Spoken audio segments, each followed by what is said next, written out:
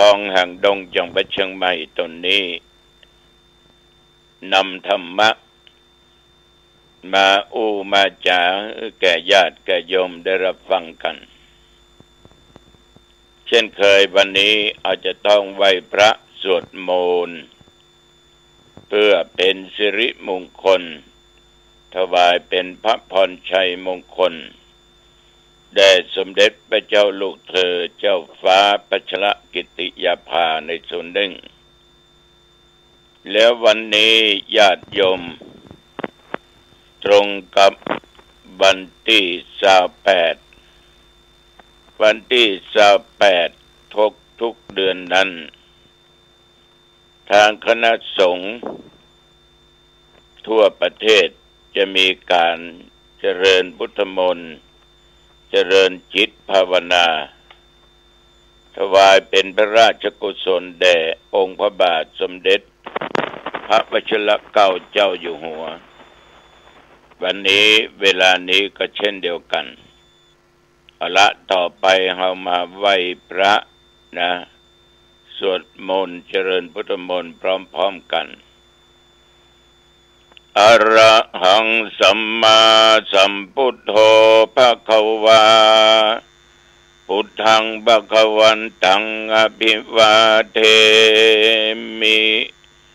กราบพระพุทธสวากขาโตภคะวตาธัมโมธัมมังนัมสสามิกราบพระธรรมสุปฏิปันโนภควโตสาวกสังโฆสังฆังนัมมามิกราบพระสงฆ์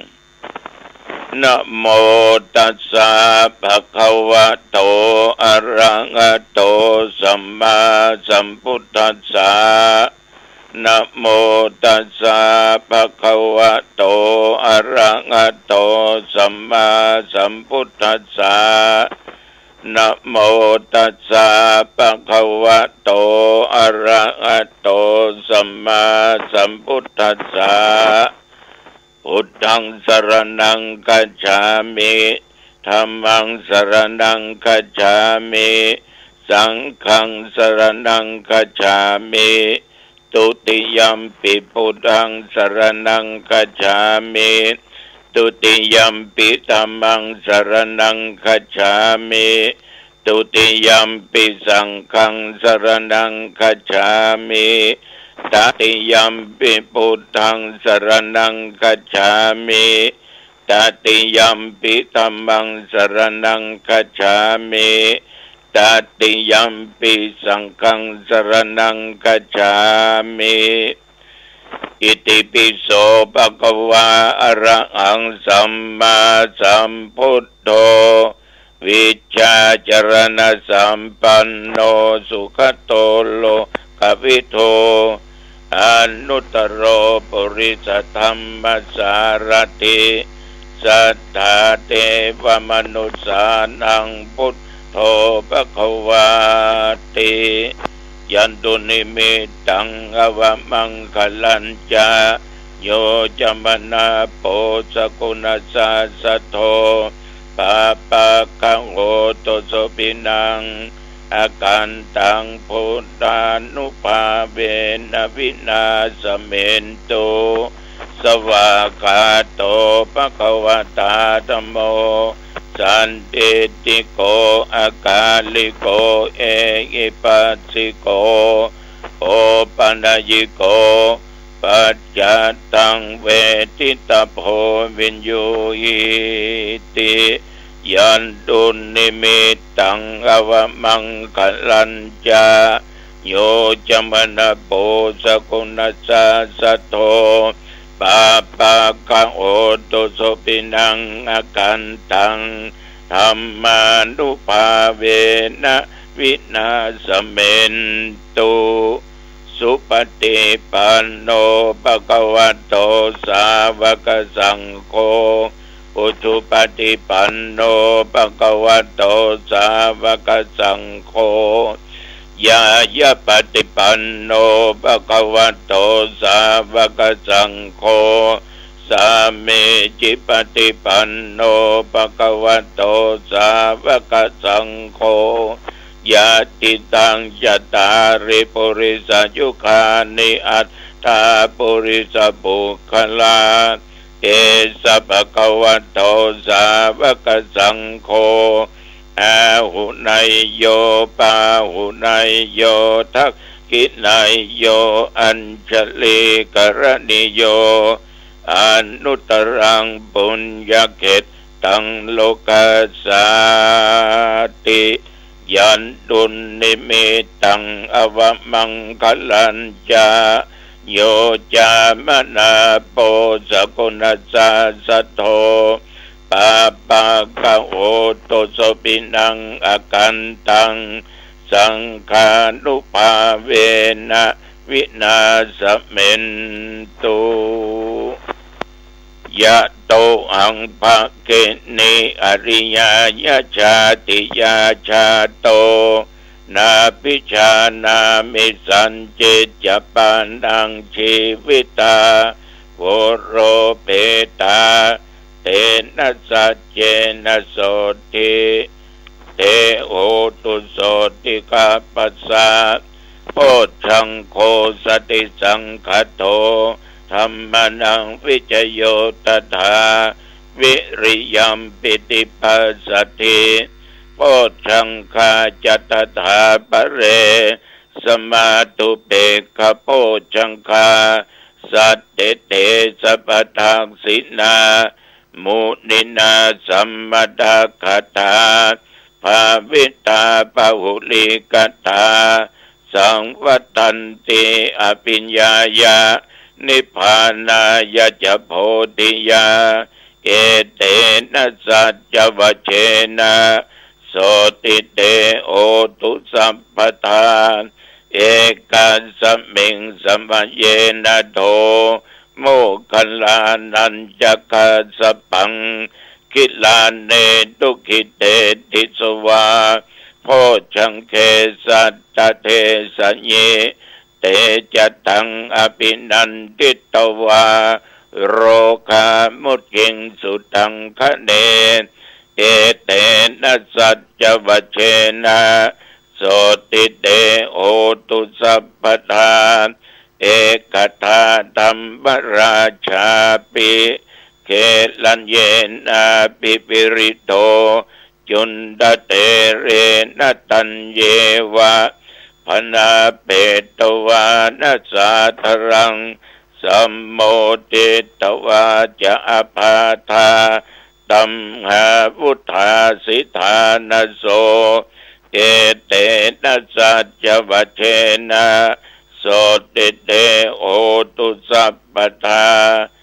ปะอินาเตจะอภาธาตินนันตัมปิมะเยสินังมัคคะอัตตกิเลสาวะปัตตานุปติธัมมตังเอเตนะสัจจวัชเชนะโสติเตโอตุสัพพทา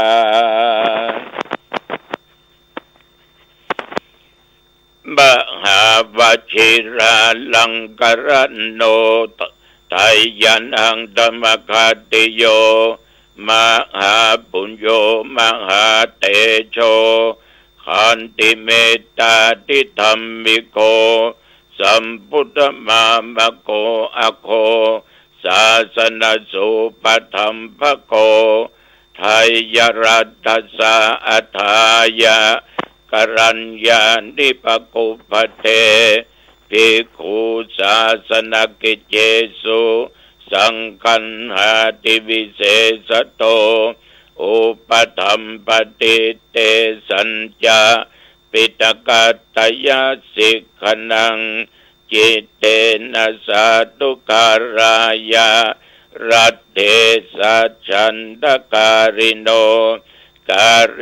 ติวุติภาวายะรัตถสัจจปัจจายะจาเอเตอัตตาจตาพลันเยสังหิตกราสุเจตสาตะโตวัฏ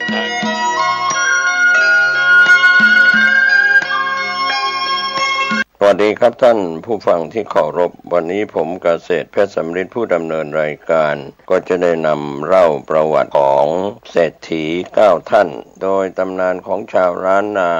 ได้กล่าวถึงว่าในสมัยเจริญสุขญาติโยม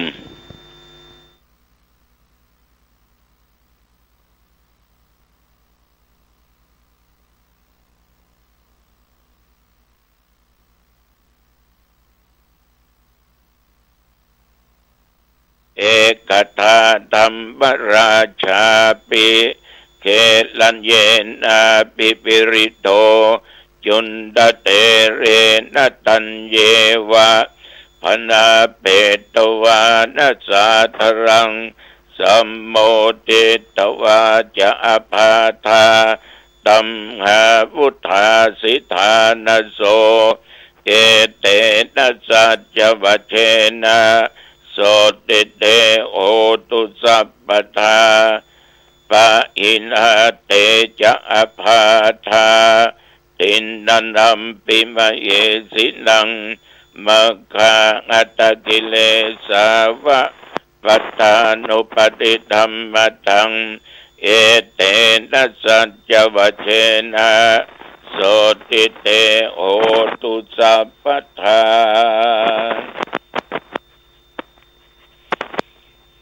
มหาวชิราลังกรโนไทยันังธรรมคติโยมหาปุญโยมหาเตโชขันติเมตตาทิธรรมิโกสัมพุทธมามะโกอโคศาสนสุปธัมภโกไทยรัตถสาอัฏฐายะกรัญญานิปกุปเทภิกขุศาสนกิจเจสุสังคันหาติวิเศษโตอุปธัมปติเตสัญจาปิตกัตตยสิกขนังจิตเตนะสาธุการายะรัตเตสัจฉันตการิโนกาเรติวุติภาวายะรัตถสัจจปัจจายะจาเอเตอัตตาจตาพลันสวัสดีครับท่านผู้ฟังที่เคารพข่าวชาวบ้านผมเกษตรเพชรสำริดบรรณาธิการข่าวก้าวหน้าอยู่กับการทำหน้าที่สื่อสารมวลชนของพี่น้องสื่อสารมวลชนทั้งสื่อไทยสื่อเทศข่าวภายในประเทศข่าวจากต่างประเทศท่านที่อ่านหนังสือพิมพ์ออนไลน์คลิกเข้าไปที่ www. เจริญสุขญาติโยมโกสัมพุทธมามะโกอโคศาสนสุปธัมภโกไทยรัตถสาอัฏฐายะกรัญญานิปกุปเทภิกขุศาสนกิจเจสุสังคันหาติวิเศษโตอุปธัมปติเตสัญจาปิตกัตตยสิกขนังจิตเตนะสาธุการายะรัตเตสัจฉันตการิโนกาเรติวุติภาวายะรัตถสัจจปัจจายะจาเอเตอัตตาจตาพลันเยสังหิตกราสุเจตสาตะโตวัฏยิกาสเพสมคาสันติชีวิโนพินโยเอตังปิยายันติภวันติทละหาปติกาสามัคคิยาจัสสะเพสังไทยเทโสวิโรจตินานาเตเสสุปัญญาโตเนพโยนิรุปัฏฐโวอิทาเนโสมหาราชาทเวสัตติสมายุโกอิทิเสมังคะเลกาเลเทมัสสะชยมังคะลังรัตนัตยานุภาเวนะรัตนัตยเตชะสาปรเมนตมหาราชาไท ทายนังนันติวัตโนจิรัญชีวัตุติคาโยวันโนเปโตสุเขติโตปโลเปโตจะสัพพทาปะโปตุสัพพมังคลังสิริละเจปฏิทาโตเนจังวัตราเนปัสสโตสัพเพมะเอติกาเทวาอาภิปาเลนตุนังสัทธาจิรันติตัตโตโลกัสสมิงสัมมาสัมพุทธัสสะสะนันติภวตุสัพพมังคลังรักขันตุสัพพเทวตาสัพพพุทธานุภาเวนะสัทธาโสติภวันตุเตภวตุสัพพมังคลังรักขันตุสัพพเทวตาสัพพธัมมานุภาเวนะสัทธาโสติภวันตุเตภวตุสัพพมังคลังรักขันตุสัพพเทวตาสัพพสังฆานุภาเวนะสัทธาโสติภวันตุเต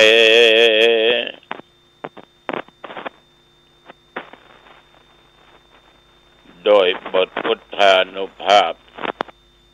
ธรรมานุภาพสังฆานุภาพบทสาธยายมนต์อันศักดิ์สิทธิ์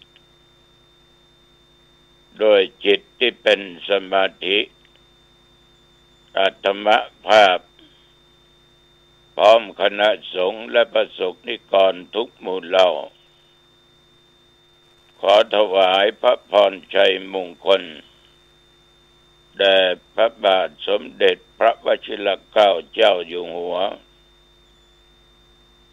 ขอให้พระองค์ท่านนั้นได้ทรงมีสุขภาพพลามัยอันแข็งแรงยิ่งขึ้นไปมีพระเกษมสำราญทรงมีพระชนมายุยิ่งยืนนานได้120 พระพรรษายิ่งขึ้นไปทีฆายุโกโหตุขอถวายพระพร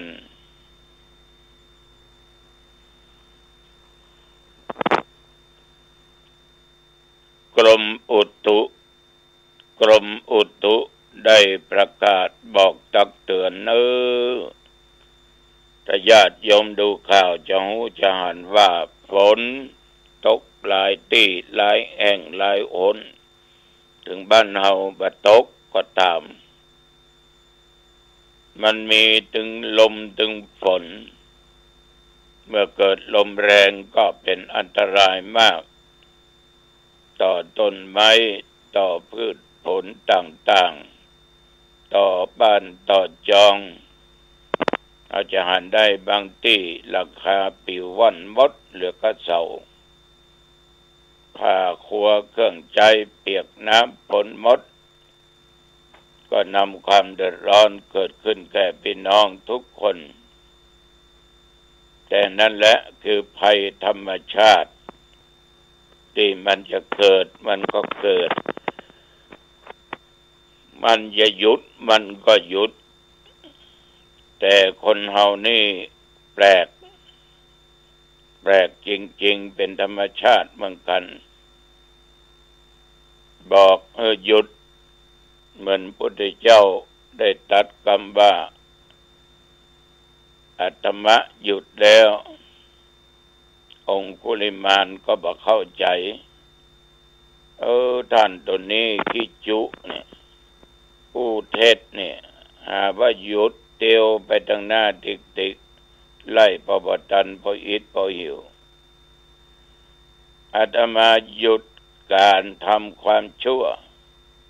ตั้งกายตั้งวาจาตั้งใจเรียบร้อยหมดแต่เธอนั่นสิองคุลิมานเธอยังไม่หยุดกล่าวเพียงแค่นี้สะดุดละ องค์ปริมาณจิตใจชะงักละยอมสวะดาบวางมีดแล้วก็ก้มกราบพระพุทธองค์เนี่ยยอมทั้งหลายเป็นถึงมหาโจรนะแต่ยังกลับจิตกลับใจได้ท่านทั้งหลายเอามาถึงขั้นขนาดนั้นมาได้ฆ่าสัตว์ตัดชีวิตนักขนาดนั้นฆ่าเป็ดฆ่าไก่นิ่มว่าหนอฆ่าปูฆ่าปลานิ่มว่าคนฆ่าอีนิ้วกากุ้งน้อยกาตายวันหลายตัวเ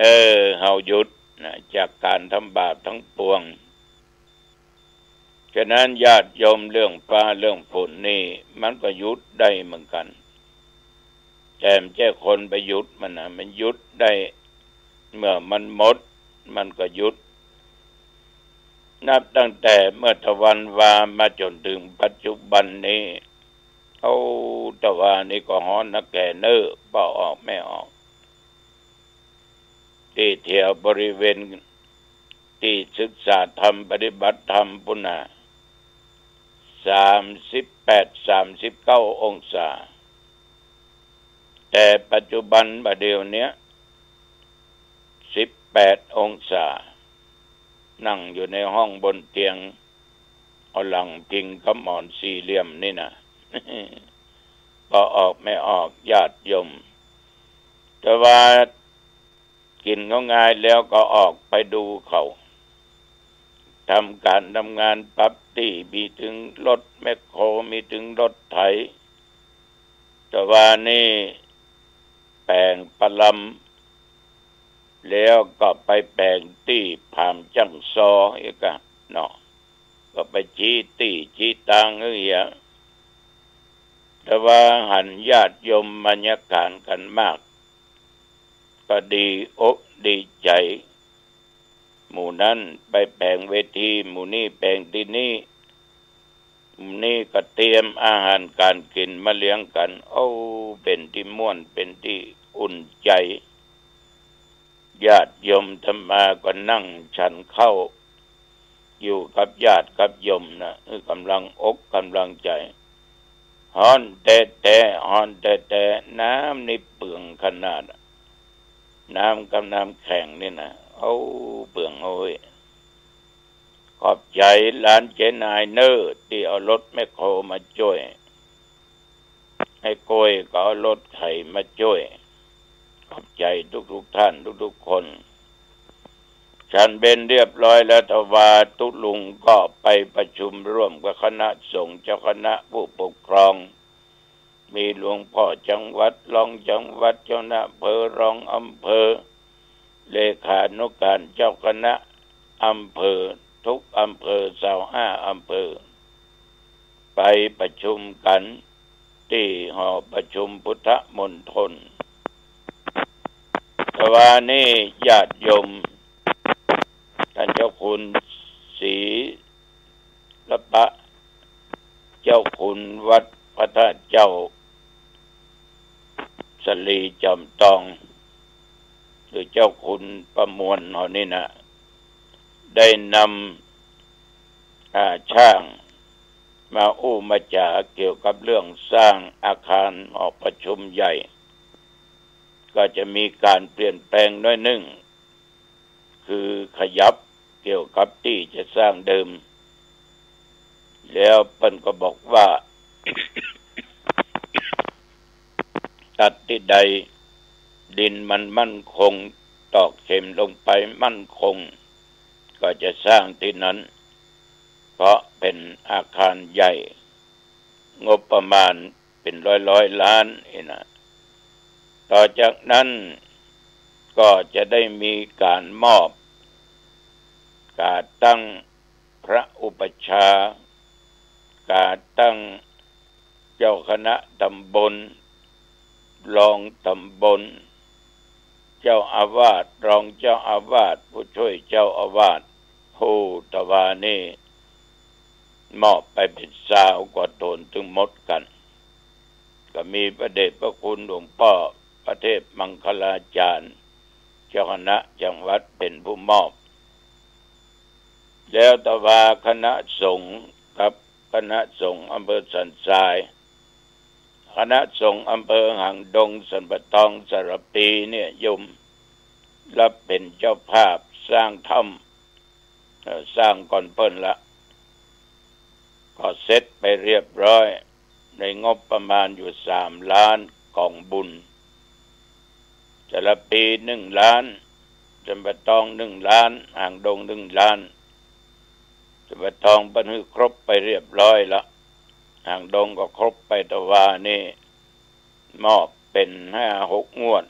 ตะวานี่150,000กองบุญครบ1 ล้านละยังสระปีแล้วก็จะไปมอบ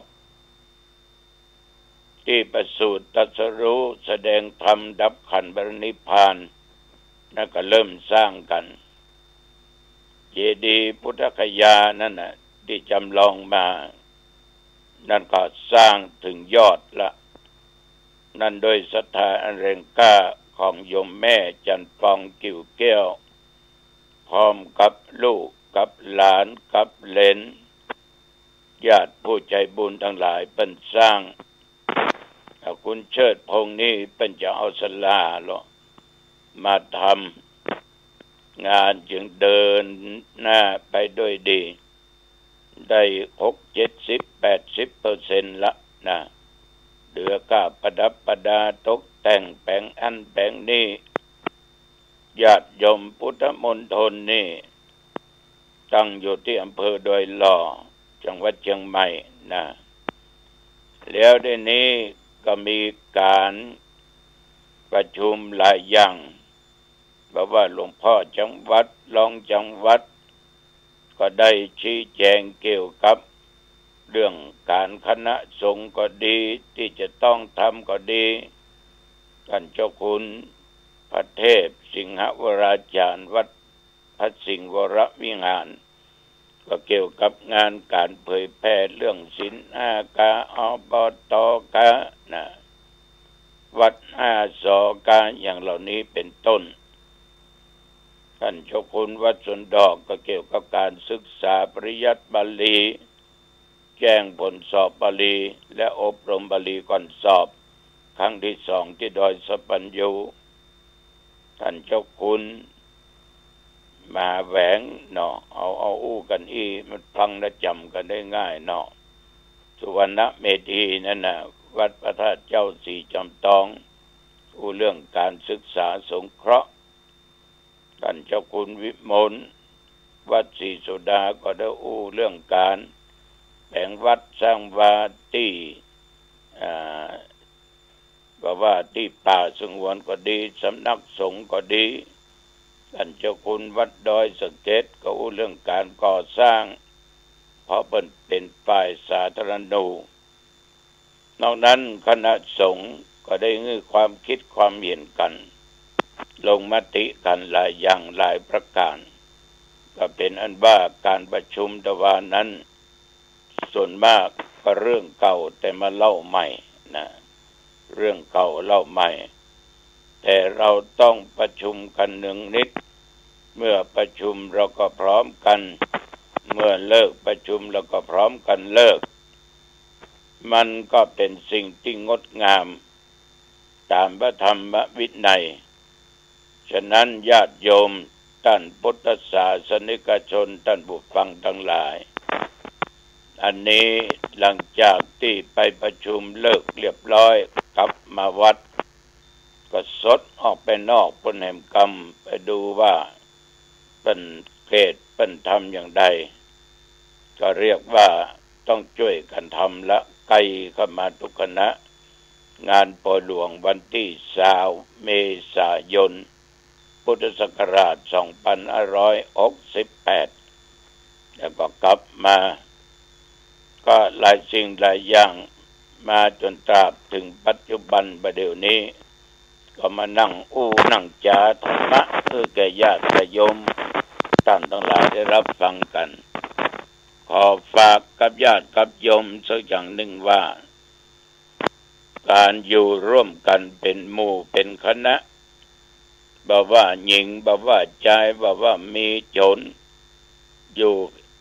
อย่างใดอย่างใดก็ตามจะอยู่เป็นสุขได้ต้องมีความเมตตาซึ่งกันและกันมีความฮักต่อกันจุนเจือเพื่อแผ่กันบาอิจฉาริษยากันก็มีมุทิตายินดีต่อบุคคลอื่นที่เพิ่นได้ดีเพิ่นถูกหวยก็ยินดีกับเพิ่นได้ขายที่ขายหนก็ยินดีกับเพิ่นลูกเพิ่นเรียนจบก็ยินดีกับเพิ่นเป็นคนดีหุมกินหุมตาลก็อนุโมทนากับเพิ่นไม่ต้องไปอิจฉาริษยาไม่ต้องไปตำหนิติเตียนว่าคนนั้นอย่างนั้นคนนี้อย่างอี้นะอาตมาได้กล่าวเสมอว่ามรณะสวรรค์เมืองนิพพานอยู่ที่ปากเนี่ยสำคัญตัวเนี้ยจะตกมรณะก็ปากจะขึ้นสวรรค์ก็ปากจะนิพพานได้ก็ปากจะอยู่เป็นสุขได้ก็ปากฉะนั้นปากนี่สำคัญเนอะเอาละวันนี้อู้จาไปมาอายุวันโนสุขังปะลังเนอะพบกันใหม่โอกาส